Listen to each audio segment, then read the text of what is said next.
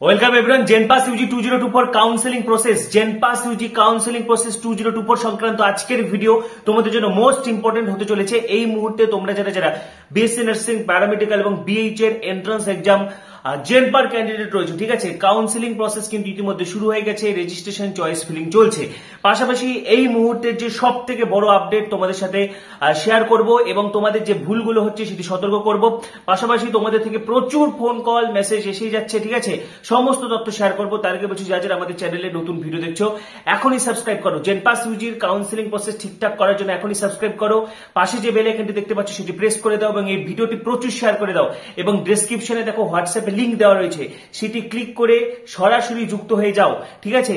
এবং counselling process ঠিকঠাক করার জন্য কিন্তু খুব সাবধান, কারণ এই প্রসেসে যদি ভুল হয়ে যায় তাহলে কিন্তু তোমার পুরো এতদিনের যে জার্নি, এতদিনের যে খাটনি সবটা কিন্তু ব্যর্থ হবে। এবং ইতিমধ্যে রেজিস্ট্রেশন কিভাবে করবে, চয়েস ফিলিং যেটা most vital, BSc nursing, paramedical, BHA, ঠিক আছে, কিভাবে কলেজ সাজাবে, কেমন করে কলেজ সাজালে তুমিও পাবে সরকারি কলেজ, ইতিমধ্যে কিন্তু আমি ভিডিও আপলোড করে দিয়েছি।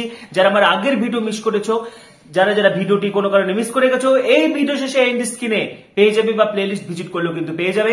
এবং এই কাউন্সেলিং প্রসেস কিন্তু তোমাকে বুদ্ধি খাটিয়ে করতে হবে, কোনো উল্টো পাল্টা কোচিং সেন্টারের কথাই কিন্তু কান দেবে না, কারণ কোচিং সেন্টারগুলো সবসময় চায় যাতে তোমার ক্ষতি হোক। কারণ তাদের কি, তোমাকে কোনো একটা বছর নষ্ট করে দিলেই তারা ভাববে যে তোমরা তাদের কাছে অ্যাডমিশন দিবে, ঠিক আছে, সে কেমন পড়াক না পড়াক। কিন্তু তোমাদের যেটা কাজ হবে এই সমস্ত কোচিং সেন্টারগুলো থেকে দূরে থাকা, যারা কিন্তু উৎসাহভাবে মানে উদ্দেশ্য প্রণোদিত ভাবে তোমাদের হচ্ছে ভুল পথে কিন্তু মিসগাইড করে। পাশাপাশি ইতিমধ্যে কিন্তু সিট ম্যাট্রিক্স প্রকাশিত হয়ে গেছে, সেখানে বিগত বছরের মতো এবছরও কিন্তু 24টা বিএসসি নার্সিং এর কলেজ রয়েছে, প্যারামেডিক্যালের সিট বেড়েছে এবং বিএইচ এ সেম রয়েছে। বিএইচ আমি তোমাদেরকে বরাবর বলে এসেছি যে বিএইচ এর জন্য একটাই সরকারি কলেজ রয়েছে, ঠিক আছে, কলেজ অফ প্যারামেডিক্যাল, যেটা জেএনএম হসপিটাল, ঠিক আছে। তো সেখানে বিএইচ এর জন্য কিন্তু 50টা সিট রয়েছে, বিএইচ এর জন্য 50টা সিট রয়েছে। পাশাপাশি বিএসসি নার্সিং এর 1685টা সিট রয়েছে এবং জেএনএম যেটা হচ্ছে জওহরলাল নেহরু মেডিকেল কলেজ, যেটা কল্যাণী, জেএনএম কল্যাণী। তো জেএনএম কল্যাণী দেখো আইএনসি অ্যাপ্রুভাল পেন্ডিং রয়েছে, সেটা বিগত বছরে ছিল, সেটা কোনো সমস্যা হয় না। মাঝে একটু প্রবলেম হয়েছিল কারণ আমার অনেক স্টুডেন্টস জেএনএম এ ভর্তি হয়েছিল, কিন্তু পরে সেটা সলভ হয়ে যায়, ঠিক আছে। সুতরাং গভর্নমেন্ট কলেজের ক্ষেত্রে এই সমস্ত সমস্যাগুলো হয় না। তোমরা 24টা বিএসসি নার্সিং এর গভর্নমেন্ট কলেজে কিন্তু রাখবে। এবং জেএনএম এ তোমরা কোথা থেকে গুজব শুনেছো, আমার কাছে প্রচুর মেসেজ আসছে, জেএনএম এ কিন্তু স্কলারশিপ পাবে, স্বামী বিবেকানন্দ স্কলারশিপ তোমরা ইএসআই এ ভর্তি হলেও পাবে, জেএনএম এ ভর্তি হলেও পাবে।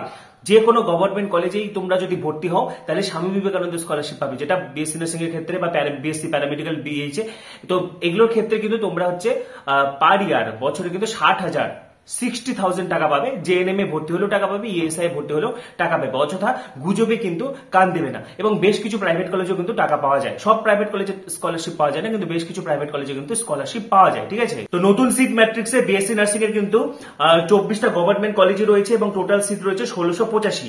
প্যারামেডিক্যালের সিট বেড়েছে, প্যারামেডিক্যালের ক্ষেত্রে কিন্তু উল্লেখযোগ্যভাবে সিট বেড়েছে, ঠিক আছে। এবং বিশেষ করে যেমন বিভিএসও, এটা যেমন সাগর দত্ত আগের বছরে ছিল, এবছর কিন্তু মেডিকেল কলেজেও বিভিএস পড়ানো হচ্ছে।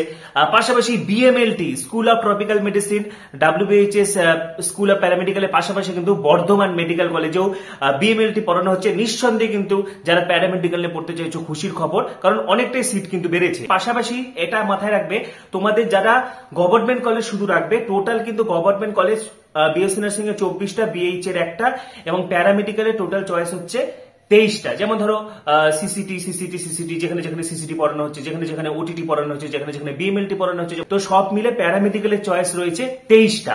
তো গভর্নমেন্ট কলেজ টোটাল হচ্ছে 48টা। যারা পেপার 1 দিয়েছো তোমাদের ক্ষেত্রে গভর্নমেন্ট কলেজ হবে 47, যারা পেপার এবং পেপার 2 বোথ কাউন্সিলিং করছো তোমাদের কিন্তু গভর্নমেন্ট কলেজের চয়েস হবে 48টা, ঠিক আছে। এবারে দেখো, তুমি যদি শুধু বিএসসি নার্সিং করতে চাও, প্যারামেডিক্যাল বা বিএইচএ করবে না, তাহলে সেক্ষেত্রে তুমি শুধু 24টা গভর্নমেন্ট কলেজ রাখবে।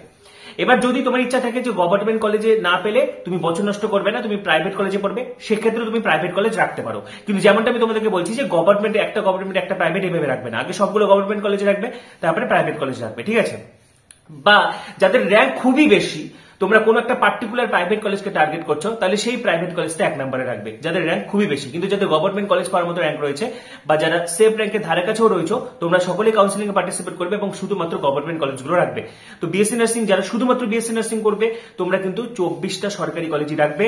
হ্যাঁ, এবং যারা যে সমস্ত মেয়েরা রয়েছে, প্রথমে মেয়েদেরটা বলে দিচ্ছি, তোমরা যদি বিএসসি নার্সিং প্যারামেডিক্যাল বিএইচএ করতে চাও তাহলে তোমাদের টোটাল চয়েস হবে 48টা। ঠিক আছে, এবারে যারা পেপার 2 দাওনি, বিএইচএ দাওনি, বিএসসি নার্সিং বা প্যারামেডিক্যাল যে কোনো একটা পেলেই হবে। তোমরা প্রথমে বিএসসি নার্সিং এর 24টা কলেজ রাখবে, তারপরে প্যারামেডিক্যালে 23টা চয়েস রাখবে।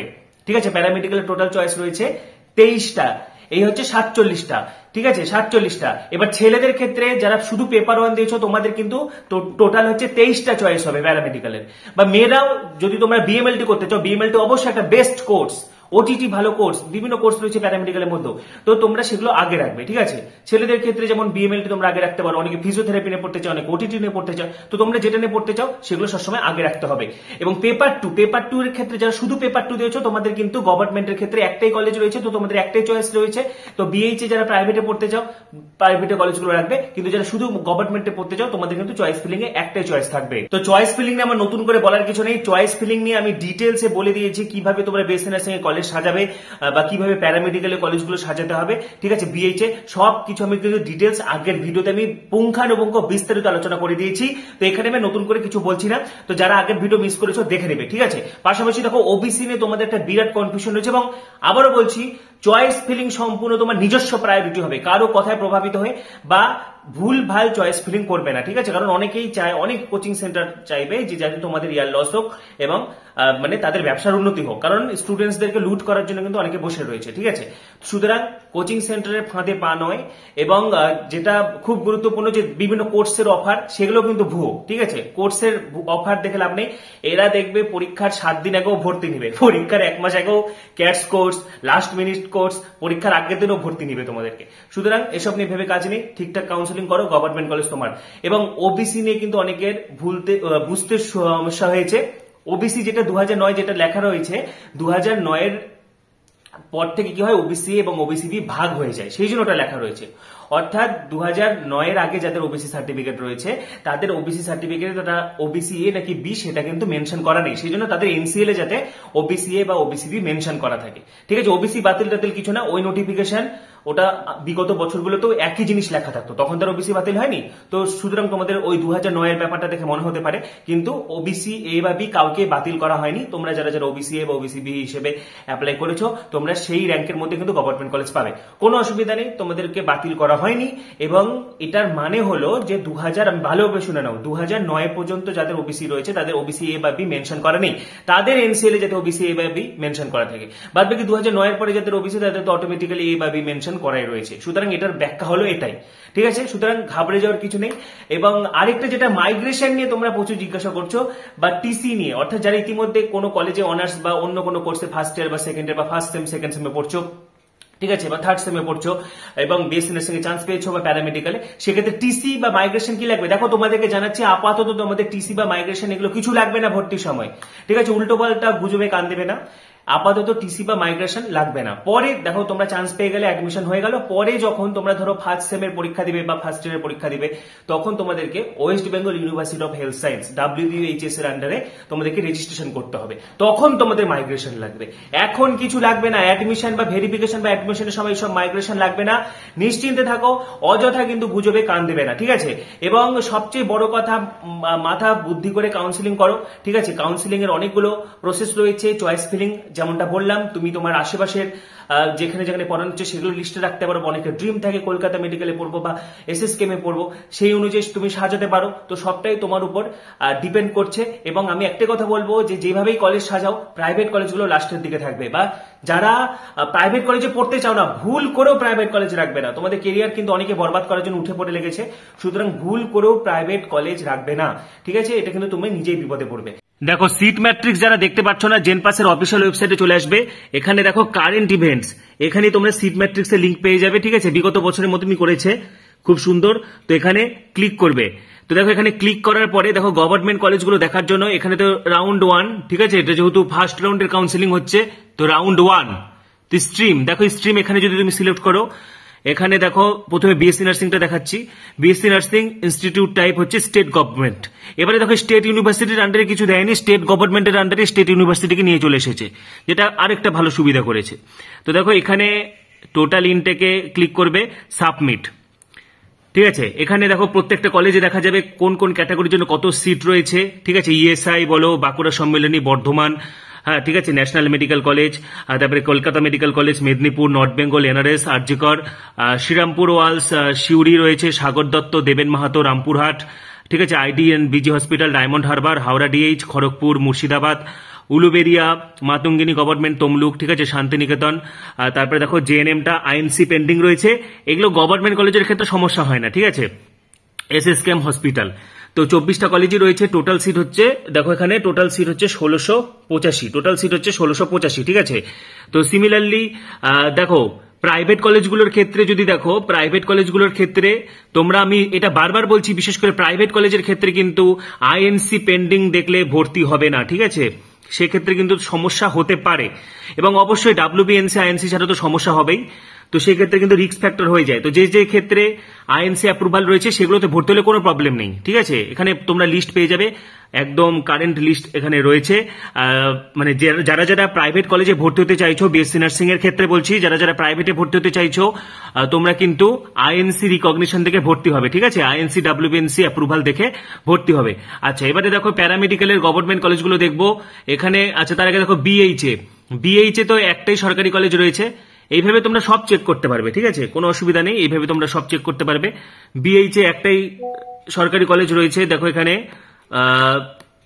College of paramedical and allied health science. ঠিক আছে, পাশাপাশি প্যারামেডিক্যালেরটাও আমি তোমাদেরকে দেখিয়ে দিচ্ছি, বা তোমরা নিজেরাও এগুলো চেক করে নিতে পারবে যেভাবে দেখালাম।